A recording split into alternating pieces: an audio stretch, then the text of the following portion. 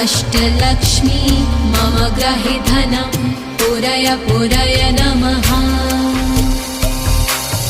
ॐ ह्रीं श्रीं क्लीं श्रीं कुबेराय अष्टलक्ष्मी मम ग्रहे धनं पुरय पुरय नमः।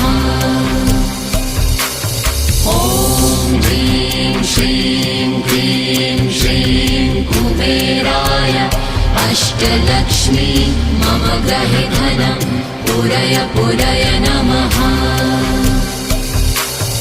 ॐ ह्रीं श्रीं क्लीं श्रीं कुबेराय अष्टलक्ष्मी मम ग्रहे धनं पुरय पुरय नमः।